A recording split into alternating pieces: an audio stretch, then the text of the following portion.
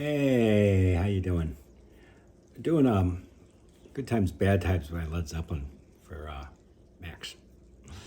Great drumming in this. When this first came out, the drumming really kind of flipped all the drummers out. They're triplets. He's playing on the bass drum, and it was brilliant. Listen to it. Give it a listen. And it opens with him jamming on the cowbell. It's not just tuck, tuck, tuck, tuck. He's jamming on it. Anyways, great tune. I believe this started out the first album. Anyways, it starts off with an E chord. Does that for 5 measures, and then on the 6th measure he comes in, and then it does this cool riff. One of the first riffs I learned on guitars when it first came out. So that he's just outlining a D chord. 5th fret, 1st finger, 5th fret on the A string, 3rd finger, 7th fret on the D, G, and B. And he's just outlining it. A string, D string, G string, double back to the D and then play the G again. And then he plays a D arpeggio and then doubles back on the A string. So the arpeggio is on the A string, 5th fret, 4th fret on the D, 7th fret on the D string. And then to the A string on the 4th fret and walk it up to the 5th fret, 6th fret, and then to the E chord again.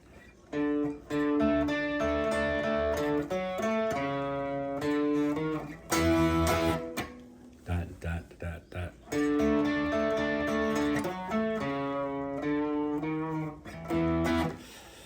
So that's the intro and the riff on the song. And then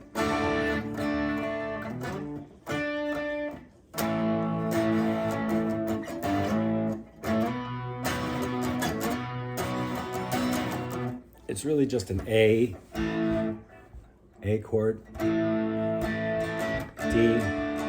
A, B chord.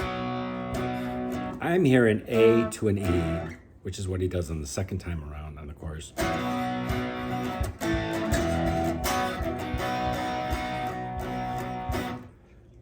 So anyways, that again is just A or just an A to a D.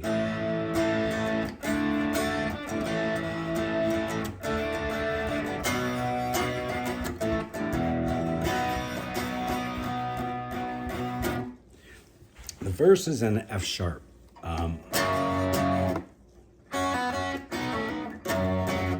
Is really just a power chord. 1st finger on the 2nd of the E, 3rd and 4th could be on the 4th of the A and the D respectively.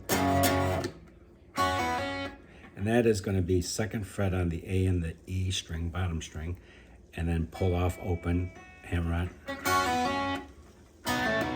And then he's doing a little thing. He's playing 2 strings, double stop, on the 4th, on the G and the B, and then the 2nd on the G and the B.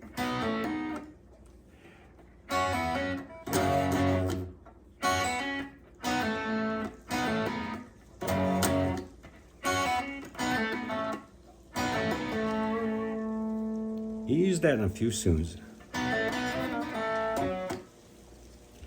Anyways, it's a Paige thing.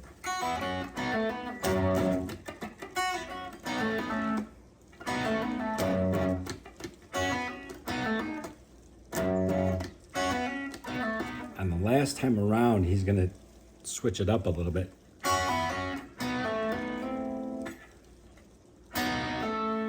Does a pull off on the G and the B string to the 2nd, and then instead of going back down to the A, he's going to go up to the 5th fret, or down to the 2nd fret. He's going to go up to the... Pretty cool. Attention to detail, I guess. And the next chorus, so B chord, A, E, B.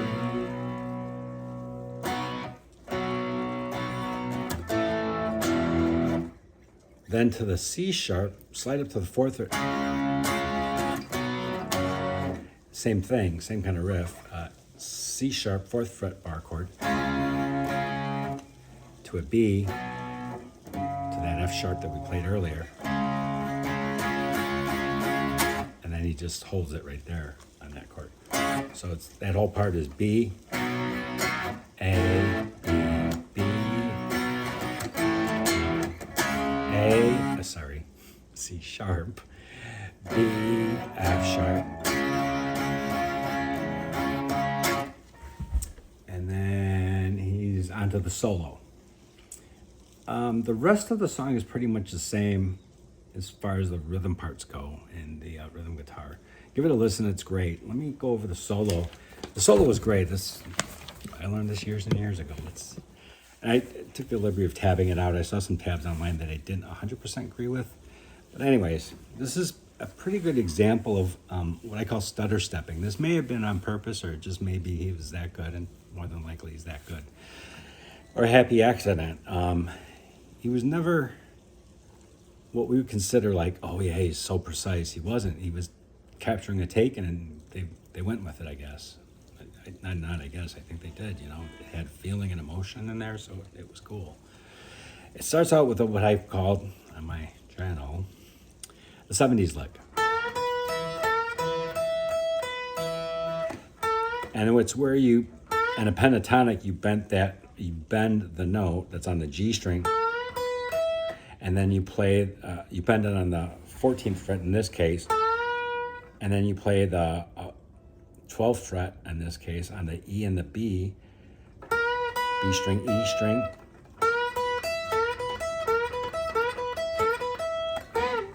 I mean, Hendrix, everybody played this lick, but everybody played it differently after the first bend and the first 3 notes, or 4 notes actually, because it starts out with this. So really you're kind of bending to that. That's the neat part in this one. So that's how it starts. So bend, 12, 14th, 12, 12, and then do it again. And now he's going to play it again on the 12th, and it's going to go 12, 12, 12. So I'll play those first 2 phrases. And then he's going to do it again. And then go back to the 14th fret on the G string. So he's going to bend that up, pull off, and then do it again. 14, 12. So.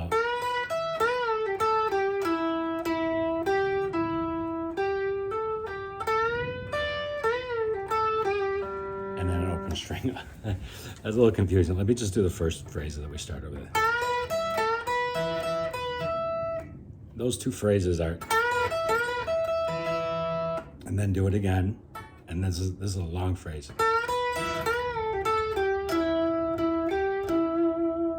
Maybe take it there. So I'll play that last phrase again.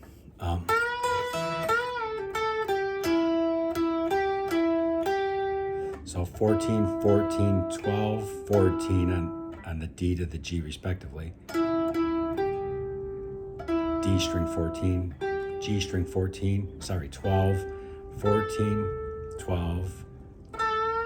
So let's just take it that far.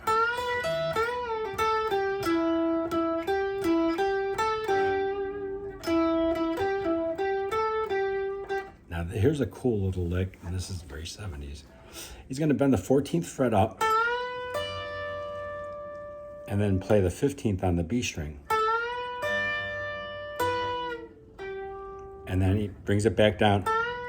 This is held, and then he's going to hit it again and bring it down and pull off to the 14th. And then in this case, he's going to do it again, or do a 14, 12 pull off.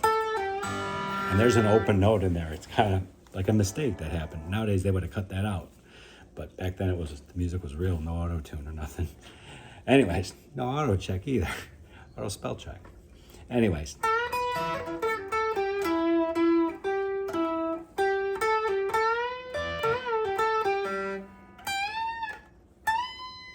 Now, right after that, there's this huge bend on the maybe on the 15th fret, but I think it's on the 17th.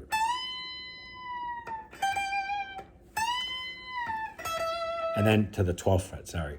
So anyways, bend the 17th fret all the way up. It's almost a B note. And then go for the 12th fret. Now, if you slow it down, what he's actually doing is, and it's 4 notes, I believe, correct? Leave a comment if you think it's 3. And then 15, 12, 15, and then it's going to bend up.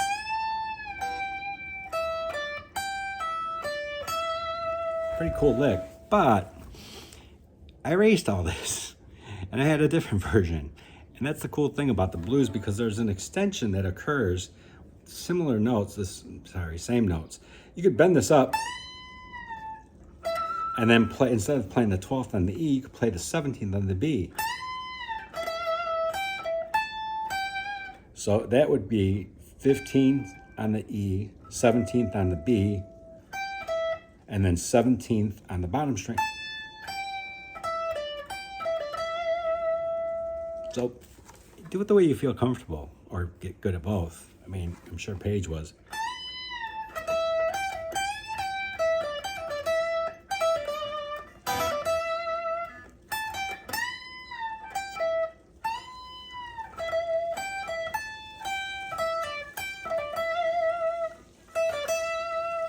Whatever you think sounds better. Anyways, I'll give you the notes of the first way I did it. 17th bent up, bring it down, and then go for the 12th on the bottom string, the E. 15, 12, and then bend it up. 15, bent up. 15, again, unbend. 12 on the E string. 15th on the B. 15 on the E, pulls off to 12. And then 15 on the B. And then 12 on the E. Goof around with it. There's a couple ways you could play this, and up to you to figure out which one you want to do. Either on the extension or on the regular pentatonic. So anyways, here was a cool lick. When I learned it, I was like, oh my God, it's the cat's meow. 12 slides up. This is another great pentatonic lick. When I learned the pentatonic scale, I'm like, what the heck do you do with this thing? This was the first inkling that, wow, this could be kind of cool. It's a pattern ascending riff. Slides up from the 12th to the 14th. Play it twice on the 14th. So hit the 14th again. 12 on the D. This is on, sorry, let me back up. Anyways, 12 to 14 on the A, to 12 on the D, back to 14 on the A, 12 on the D. So that's the first pattern. 14, 12, 14, 12, 14 on the D, 12 on the D, 14 on the D. Then 12 on the G, 14 on the D, 12 on the G. Then 14 on the G, 12 on the G, 14 on the G. Then 12 on the B, 14 on the G, 12 on the B. And then 15 on the B, 12 on the B, 15 on the B. Then 12 on the bottom string, 15 on the B, 12 again on the E.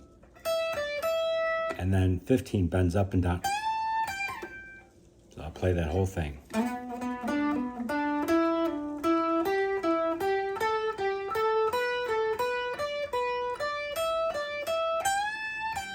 And then 12 on the E, 15 on the B, 12 on the E.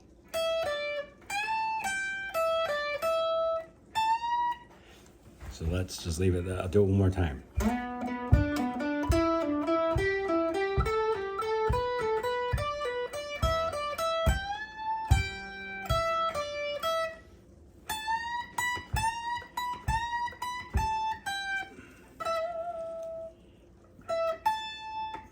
So the next section is he's bending that 17th fret up and then hitting it again.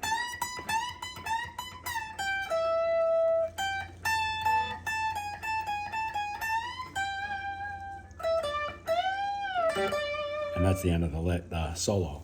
So anyways, let's do, this is a great lick. This is very textbook blues. Freddie King, B.B. King, Albert King, three kings. You're going to bend the 17th up and hit it again.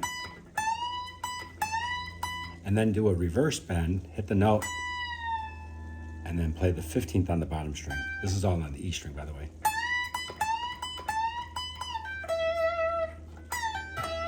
So that's a reverse bend, pull off from the 17th to the 15th on the bottom string, 17th on the B.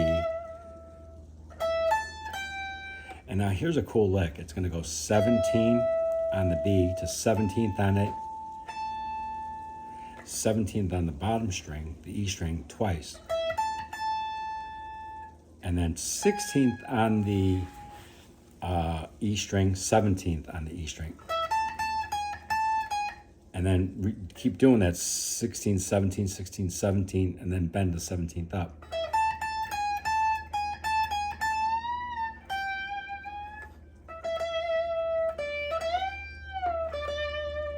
I'll play that slowly.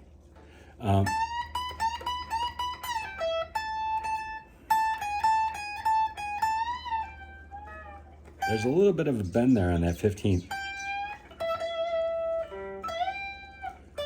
15, and then over. This is an over bend on the 17th, a la Albert King. It's very vocal. I've done this on a lot of guitars when I'm trying them out. Try and over bend that one note.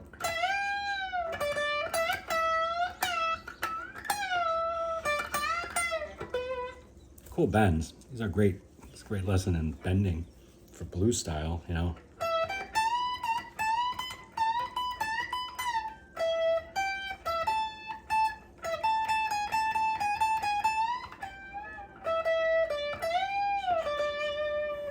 Cool. Anyways, that's the end of the solo, but there's more.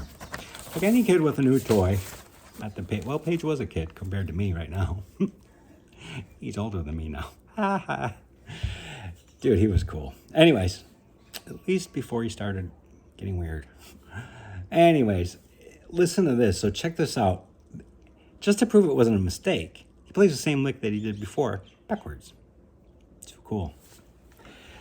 He does the same type pattern going backwards. It wasn't even a backwards tape. He just played it backwards, which is like almost like, here it goes, 12, 14, sorry, 12, 15, 12, 15, 12, 14, 12 on the B, 14 on the G, 12 on the B, 14 on the G, 12 on the G, 14 on the G, 12 on the G. And then when you go to 12 on the G, you're going to go 12 on the G, 14 on the D, 12 on the G, and then 14 on the D, 12 on the D, 14 on the D, and then 12 on the D, 14 on the A, 12 on the D. Then 14 on the D, A, 12 on the A, 14 on the A. Then 12 on the A, 10 on the A, 12 on the A, 10 on the A. And then 12 on the E, 10 on the E. And then it's hard to hear, but try 10, 10, 12, 10 on the E. Anyways, I'll play the lick backwards. You could goof around with this. I mean, you get the gist of it.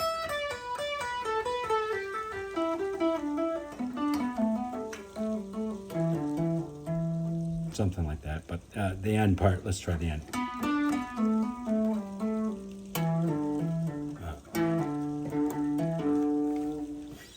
Some really cool licks at the end. I'll just go over these real quick.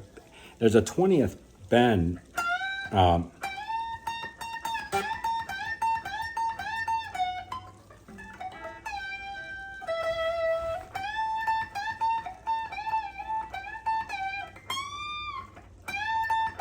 It's kind of similar to the one that we did on the 17th.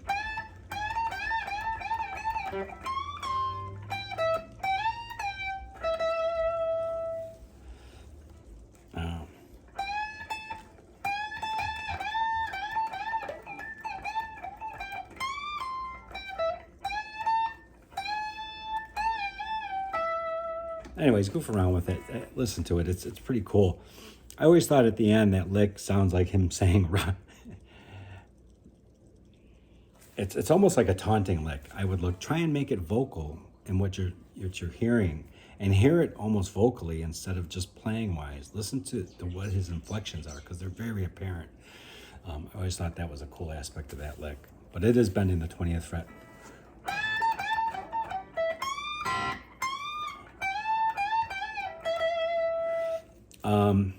The next lick, first finger on the 17th and third finger on the bottom string, and then the 19th of with your third finger or second finger.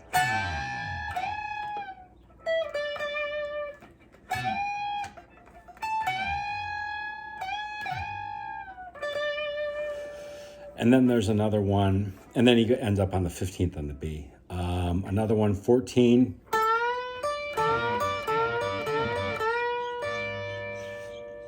It's bending the 14th on the G string and then holding the 15th of the B string. And then the last final lick, it's another one of those downward little runs. 14 bends up, and it's hard to hear that first part of it, but anyways, I'm thinking it goes 14, 15 on the B, and then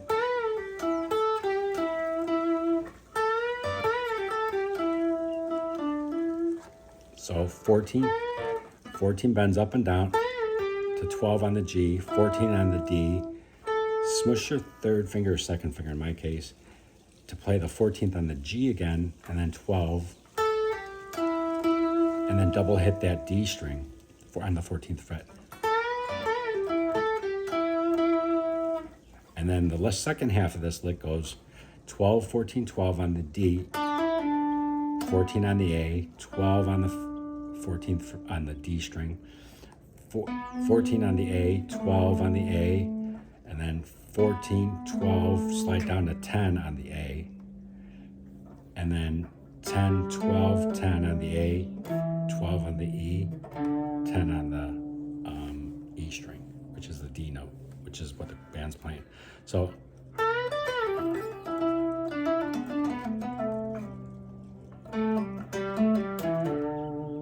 kind of hard to hear, and it's kind of fading out on the song, but give it a listen and use your ears. I had it slowed down pretty slow, but it gets kind of fast and sloppy. It's kind of really hard to hear the notes, and maybe more of a function of the recording technology at the time. Now everything's very separated, isolated. You could really hear the parts, but back then everybody's probably jamming at the same time in the room, and he's just probably playing these off the cuff. So anyways, great solo, great song. Hopefully this helps. There's other videos, I'm sure, probably better, but see if this helps you. All right, take care. Have a good day. Hope this helps.